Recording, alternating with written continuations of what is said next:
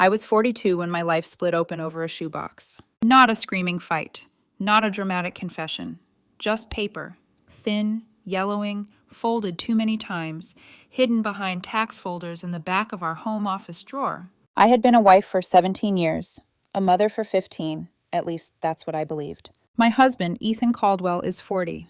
Our daughter, Lily Caldwell, is 15. I raised her from the moment she was placed on my chest in the hospital, red-faced and wrinkled, with that newborn cry that sounds like the whole world asking to be loved. I thought I knew the shape of my family. Arguments about chores, rushed breakfasts, soccer practice, late-night homework, and the kind of quiet marital fatigue you assume is normal when two people are busy building a life. Then I opened that shoebox. Inside were letters and photos from a man named Marcus Hale, and every line felt like someone putting their fingers under my ribs and pulling. Secret meetings. Plans for the future. I love you. And then the sentence that made my vision go white. A paternity test. He wrote, casually, like it was an inconvenience, that he was relieved Lily wasn't his, because it would have complicated things with his wife. I read that line again and again, like my brain was waiting for it to turn into something else. It didn't, because the implication was worse. If Lily wasn't his, and he was still talking about paternity tests, then why were these letters in my house? Why was my husband, my faithful husband, the man I defended to friends, the man I built a home with, connected to this? That night, when Ethan walked through the door, I laid the letters on the kitchen table like evidence in a trial. And in the span of one conversation, he told me two things that erased 15 years in one breath. He had been living a double life, and Lily wasn't my biological daughter. I didn't even have time to catch my breath before Ethan went upstairs, spoke to Lily, and they both walked back down like I was the villain. Lily looked me in the eyes and said, "You're not even my real mom." Then she grabbed a bag and left with him. And I stood in our hallway, surrounded by framed family photos that suddenly felt like props, trying to understand how you mourn a life that's still technically alive, but no longer yours. Before I tell you what happened after the shoebox, I need to rewind, because nothing about our life looked broken from the outside. I'm Renee Caldwell. I was 42 when everything collapsed. I work in operations management for a mid-sized logistics firm, structured, deadlines, spreadsheets, quiet competence. The kind of job where you're paid to anticipate problems before anyone else notices them. That skill didn't save my marriage. I met Ethan Caldwell during our sophomore year at State University.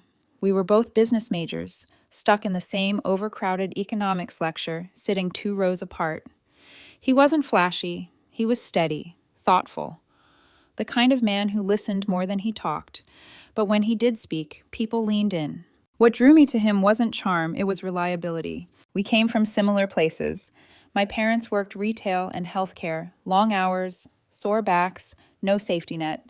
Ethan's family ran a small auto repair shop. Neither of us had generational wealth or room for mistakes. We bonded over ambition, over the quiet fear of sliding backward if we ever stopped pushing forward. Coffee turned into study sessions. Study sessions turned into late-night walks across campus. By graduation, we were inseparable. After college, we both landed entry-level jobs in the city. Different companies, similar hours, equally exhausted. We lived in a tiny one-bedroom apartment where the heat barely worked, ate cheap takeout on the floor, and told ourselves it was temporary. 2 years later, Ethan proposed. He'd saved for months. I knew because I'd watched him turn down nights out, pack lunches, sell an old guitar he loved. The proposal itself was simple. No crowd, no cameras. Just a park bench by the pond where we'd had our first real date. I said yes without hesitation. We married a year later. Small wedding. Close family. We skipped the extravagance to save for a house, telling ourselves we'd rather build something lasting than impress people for one day. And for a while, it worked. We bought a fixer-upper and spent weekends covered in dust and paint. We argued about cabinet colors and laughed about it later. We advanced in our careers. We built routines. Then Lily was born. I remember the weight of her in my arms, the way her tiny fingers curled around mine, like she was anchoring herself to the world. I didn't question anything. Why would I? She was mine. I carried her. I fed her. I memorized her breathing. Ethan was there too, changing diapers, pacing the floor at night, crying when she said her first word. We weren't perfect parents. We were tired, sometimes distant, sometimes short-tempered, but we showed up. I attended every school meeting. Ethan coached her soccer team. I signed us up for art classes when she showed talent. We had family dinners, weekend routines, the normal friction of a life under pressure. If there were cracks, I missed them. The late work nights, the conferences, the emotional distance I chalked up to stress. I trusted him. That's the part people don't understand when they ask, "How didn't you know?" Because trust isn't blindness. It's choosing, every day, to believe the person beside you isn't lying. And when I opened that shoebox, what shattered me wasn't just the affair. It was realizing that the man I built my life around had been quietly rewriting the truth for 15 years, while I was busy being a wife and a mother, believing we were a family. When I look back now, the signs weren't loud. They never are. They were small, quiet enough to be explained away by a woman who believed in logic, not paranoia. Ethan started pulling away years before the shoebox. Not dramatically, just incrementally. Fewer shared jokes, less eye contact across the dinner table, a phone that never left his hand, even when we were watching TV together. When I asked, he always had reasonable answers. Work's been intense.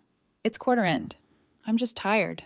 And because I knew what tired looked like, because I lived it too, I accepted those answers. His family dynamics added another layer of pressure. His parents had always been polite to me, but distant in a way that made me feel evaluated, like I was a temporary fixture rather than a permanent one. Family gatherings carried an undercurrent of expectation about Lily, about appearances, about keeping things stable. They adored Lily, almost aggressively. Sometimes his mother would say things like, "She has such a strong resemblance to Ethan's side of the family," with a smile that lingered just a second too long. I brushed it off. I told myself it was harmless pride. But there were moments, now burned into my memory, that felt off, even then. Like the time Ethan insisted on handling all medical paperwork for Lily, or when he reacted strangely to a casual comment about family traits, brushing it aside, changing the subject too quickly. Or the way Lily herself began to shift around age 13. Teenagers pull away, that's normal. But Lily's distance wasn't just independence. It was guarded, defensive, sometimes rehearsed. She started pushing back hard against me in ways that felt personal. "You wouldn't understand. You're not like other moms. You don't get to decide everything." Once, during an argument about curfew, she muttered, "You're not even," and stopped herself. I asked her what she meant. She stormed off. Ethan told me I was overthinking it. "She's emotional," he said. "You know how teenagers are." And again, I trusted him. But the atmosphere in our house changed. Dinners felt tense, conversations shorter.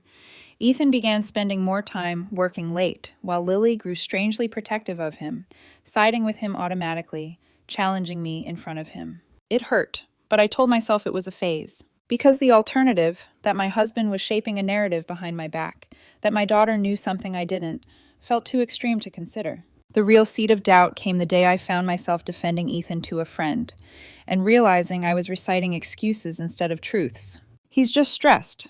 He means well. It's not what it looks like." I heard myself speaking, and something inside me went quiet, not loud enough to confront him, not strong enough to accuse, just enough to settle into my chest like unease. And then came the home office, the drawer I'd avoided for months, the shoebox I wasn't meant to find. By the time I sat on the floor, surrounded by letters that proved my life had been curated, managed, lied into existence, I realized the conflict hadn't begun that day. It had been growing quietly for years, and I had been standing in it the whole time, trusting the ground beneath me, right up until it collapsed. The shoebox didn't explode my life all at once. It dismantled it methodically. I remember sitting on the floor of the home office, my back against the filing cabinet, knees pulled to my chest, the letters spread out like a crime scene. My hands were shaking so badly I had to set the papers down just to breathe. The handwriting was unfamiliar, neat, deliberate. Every envelope was addressed to Ethan. Not hidden well, just hidden enough. The letters weren't romantic in the way movies portray affairs. They were logistical, careful, calculated. Meeting times, excuses, plans. And then I found the one that changed the temperature of the room. Marcus wrote, "The clinic confirmed it again. The egg wasn't yours. Everything lines up. I know you were worried Renee might find out someday, but the paperwork is sealed. No one will ever question maternity." My ears started ringing. Egg. Clinic. Maternity. I read it again, slower this time, as if clarity would soften the blow. It didn't. I carried Lily for 9 months. I remembered every kick, every appointment, the ultrasound photos taped to our fridge, the labor, long, brutal, unforgettable. And yet this letter was telling me that the child I birthed didn't carry my DNA. There were more documents tucked beneath the letters, copies of medical correspondence, clinic names I recognized, dates that overlapped with the year Ethan and I had struggled to conceive. I had blamed my body back then. Hormones, stress, timing. Ethan had been handling the paperwork. I sat there for hours, my brain looping between two impossible truths. I gave birth to Lily, and Lily wasn't biologically mine. When Ethan came home that night, I didn't raise my voice. I didn't scream. I laid the letters out on the kitchen table and waited. He froze when he saw them. Not confused, not surprised. Cornered. At first, he tried denial.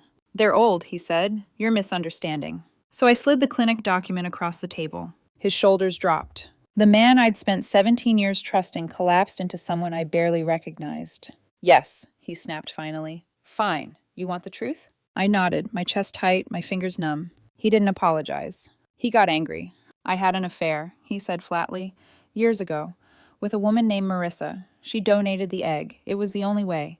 You wanted a baby so badly." I stared at him. "You let me believe my body failed," I whispered. "You let me carry her child." He didn't answer that. Instead, he said something that still echoes in my head.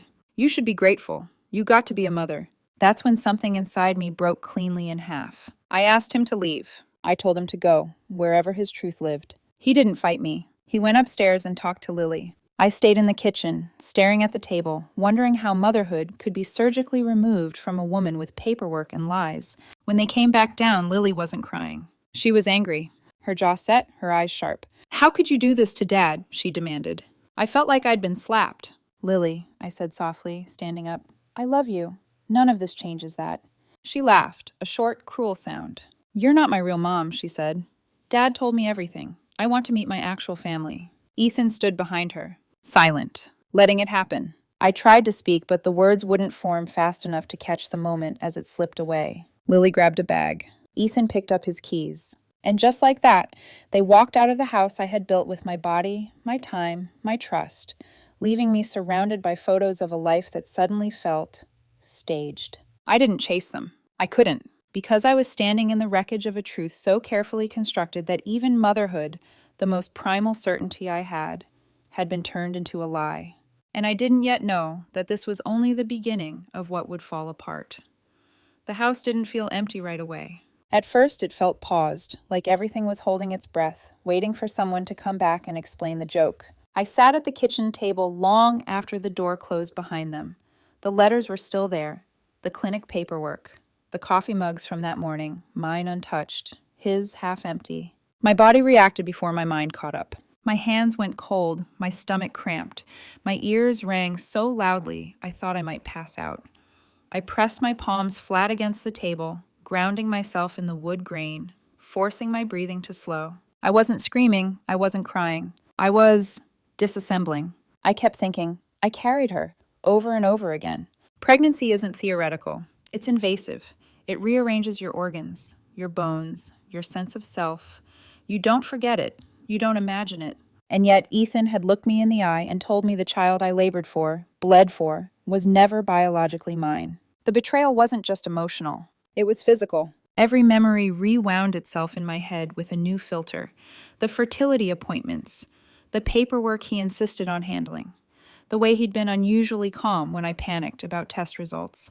I had trusted him with my body. I moved through the house slowly, like I was afraid to disturb something fragile.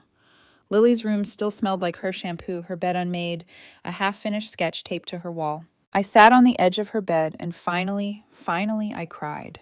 Not loudly. Just silently, the way you do when you're trying not to wake someone who isn't there anymore. I replayed her words in my head.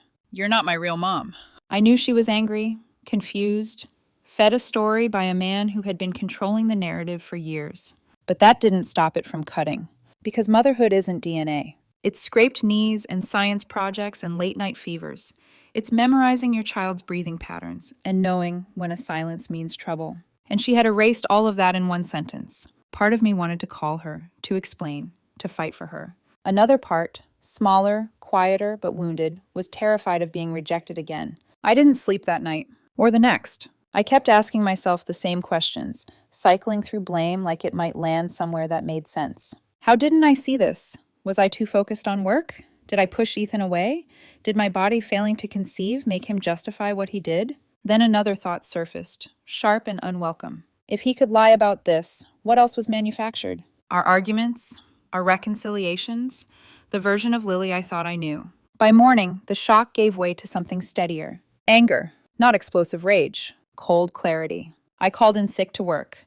I couldn't pretend to be functional. I couldn't sit in meetings discussing logistics while my entire identity was under review. I spent hours pacing, stopping, sitting, standing again, my nervous system unable to settle. That afternoon, I confronted Ethan once more, this time over the phone. I asked him why.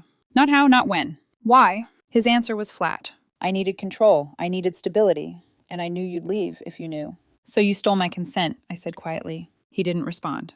That silence told me everything. By the end of that call, I understood something crucial. This wasn't a mistake. It was a strategy. And strategies don't unravel easily, but they do collapse once the truth is exposed. I didn't know yet how I would move forward. I only knew one thing with certainty. I would never again allow someone else to define my reality for me. Even if reclaiming it meant standing alone, the silence didn't last. It never does. 3 days after Ethan and Lily left, my phone started lighting up, not with concern, but with pressure. His parents called first, then his sister, then a cousin I'd barely spoken to in years. Each message carried the same undertone. Fix this. I answered one call, just one. His mother's voice was tight, rehearsed. Renee, we need to talk like adults. I almost laughed. She didn't ask how I was. She didn't ask what I'd discovered. She went straight to outcomes. Lily is confused, she said. Ethan is under a lot of stress. This didn't need to become so dramatic. Dramatic. 17 years of deception, medical manipulation, consent stripped from my body and my life. Your son lied to me about my own pregnancy, I said evenly. He orchestrated this for 15 years. A pause. Then, you're focusing on the wrong thing. That was the moment I realized this wasn't just Ethan. This was a system. They framed it as family preservation, as protecting a child, as not blowing things out of proportion. They spoke like the truth was an inconvenience, something that should have stayed buried for the sake of appearances. And somehow the narrative shifted. I was the one abandoning Lily. I was the one refusing to move forward. I was the one breaking the family. Ethan fed them a version of events where he was flawed but well-intentioned, and I was rigid, unforgiving, emotional. And Lily, 15, angry, desperate for belonging, absorbed it all. She texted me once, "You chose paperwork over me." That sentence hollowed me out. I typed and deleted responses for an hour. Every version sounded defensive, or desperate, or like I was asking her to validate my pain at the expense of hers. So I didn't send anything, because escalation doesn't always look like shouting. Sometimes it looks like realizing the people around you have already decided who the villain is. Then came the legal layer. I consulted an attorney, not out of vengeance, but necessity. The house, the finances, the years of shared assets, the deception surrounding Lily's conception. My lawyer was calm, precise. "This is serious," she said. "What he did involved medical fraud and marital deception. You need to protect yourself." The word protect landed heavily. For years, I'd been the stabilizer, the planner, the one who smoothed things over. Now I was being told to draw boundaries, and everyone hated me for it. Ethan didn't. He escalated differently. He alternated between apologies and accusations. "You're overreacting. I did this for us. You're punishing Lily to hurt me." Each message tried to collapse my resolve from a different angle, and then proof started surfacing. Not new events, not twists, just clarity. I went back through old emails, old calendars, appointment reminders Ethan had forwarded to himself, but never to me. Names I hadn't recognized before. Marissa, Marcus. The timelines aligned too well to ignore. The affair hadn't been brief. It had been managed. I found messages where Ethan coordinated with Marcus about discretion, about clinics, about contingency plans if I ever asked too many questions. That night, something inside me shifted. Not into rage, into focus. I stopped answering calls. I stopped explaining myself. I let my lawyer handle communication. I blocked Ethan's number after he sent one final message accusing me of ruining everything over biology. Biology. As if the betrayal hadn't been about choice, about agency, about my right to know what was being done to my body and my life. Lily's anger escalated too. She accused me of choosing pride over love, of making things hard on purpose, of caring more about being right than being her mother. Each accusation hurt, but they also revealed something painful and important. She had been coached, not maliciously, but consistently, and I couldn't undo 15 years of narrative control overnight. So I did the hardest thing I've ever done. I stepped back, not from love, but from the fight. I told myself that if I kept trying to prove my worth as a mother to people invested in denying it, I would lose myself entirely. And that realization, the quiet, devastating clarity of it, marked the beginning of my internal change. I wasn't just reacting anymore. I was preparing. Because once a system built on lies starts collapsing, it doesn't fall gently. And I was done being the one crushed underneath it. The lowest point didn't come with yelling or confrontation. It came on a Tuesday morning, quiet, gray, ordinary. I woke up and forgot, for half a second, that my life had collapsed. Then I rolled over and saw the empty side of the bed. That's when it hit. Not like a punch. Like gravity. I moved through the house on autopilot, making coffee I didn't drink, opening emails I couldn't focus on. Every room carried echoes. Lily's laugh from the hallway, Ethan's voice calling out questions from another floor. Ghost sounds, lingering where they no longer belonged. I sat on the living room floor, my back against the couch, staring at the wall where family photos used to hang. I'd taken them down days earlier, stacked them face down in a box in the closet. I wasn't ready to throw them away, but I couldn't look at them either. That's when the doubt crept in. Not about Ethan, about me. Maybe his family was right. Maybe I was being too rigid. Maybe motherhood was about sacrifice, about swallowing pain for the sake of stability. I remembered being 8 years old, watching my own mother sit silently at the kitchen table while my father paced, angry, defensive, always justified. She stayed. For years. She used to tell me, sometimes loving someone means enduring things you shouldn't. I'd always sworn I'd never live like that. But now, here I was, alone, questioned, labeled cold. And Lily, my Lily, was out there believing a version of me that painted me as the villain. That night I broke down for real. Ugly crying, shaking, gasping for air like grief had hands around my throat. I clutched one of Lily's old hoodies to my chest, something soft, familiar, and whispered apologies into the fabric. I'm sorry, I said to no one. I really tried. I wondered if motherhood was something that could be revoked by truth, if love could be overwritten by biology, if 15 years could be invalidated by a file folder and a lie. The thought that hurt most wasn't losing Ethan. It was the possibility that Lily would never come back, that the child I raised would grow up believing I abandoned her, when in reality, I was drowning. That maybe the kindest thing I could do was disappear from her life entirely, so she wouldn't have to choose. That thought scared me, because it sounded like surrender. The next morning I didn't get out of bed. I called in sick again, pulled the covers over my head like I could hide from my own life. My chest felt tight, like I'd swallowed something too large to move past. I finally reached out, to a therapist recommended by my lawyer. I didn't want advice. I wanted someone to tell me whether I was losing my mind. In that first session, I barely spoke. Then I said one sentence that surprised even me. I don't know who I'm allowed to be anymore.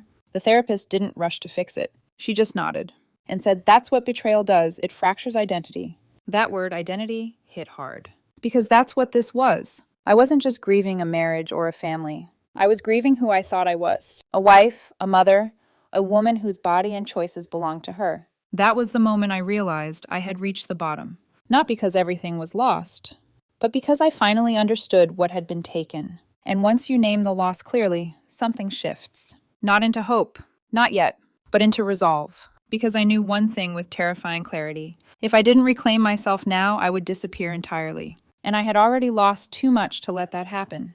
The shift didn't happen all at once. It began quietly, almost unnoticeably, on a morning when I finally opened the curtains. Light filled the room, harsh and honest, illuminating the dust in the air and the reality I'd been avoiding. I didn't feel strong. I didn't feel healed. But I felt present. That morning, I received an email from my lawyer with a subject line that simply read, Documentation Review. Attached were timelines.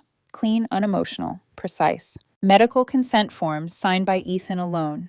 Clinic correspondence routed through his personal email. Notes referencing non-disclosure to spouse. It wasn't new information, but seeing it laid out, unarguable, methodical, did something important. It removed doubt. This wasn't a gray area. This wasn't a misunderstanding. This wasn't a complicated emotional choice made under pressure. It was a series of deliberate decisions. And suddenly, the narrative everyone had been pushing, that I was overreacting, unforgiving, dramatic, collapsed under its own weight. Later that week, the therapist said something that changed how I viewed everything. You're still acting as if your role is to explain yourself, but explanation only matters to people who are open to hearing the truth. I sat with that, because I had been explaining, defending, clarifying, to Ethan's family, to Lily, to myself. What if I stopped? What if my job wasn't to convince anyone, but to stand firmly in what I knew was real? That realization didn't erase the pain, but it shifted the power. The next call came from Ethan. I almost didn't answer, but I did. His voice was strained, less confident than before. Lily's having a hard time, he said. She keeps asking why you won't just move on. I took a breath. I haven't moved on, I said calmly. I've moved forward. Silence. Then he said, You're punishing her. And for the first time, I didn't flinch. I'm not punishing anyone, I replied. I'm setting boundaries. You taught her a lie. I won't reinforce it by pretending nothing happened. He accused me of being heartless. I didn't argue. I didn't raise my voice. I simply said, I will not be rewritten. And I hung up. That moment didn't feel triumphant. It felt clean. Later that day, something unexpected happened. Ethan's sister, someone who had stayed silent throughout everything, sent me a message. It was short. I saw the documents. I didn't know. I'm sorry. No defense, no pressure, just acknowledgement. And that's when it clicked. The truth didn't need to be shouted. It only needed to exist. I began making choices rooted in self-respect rather than fear. I returned to work, not to escape, but to reclaim competence.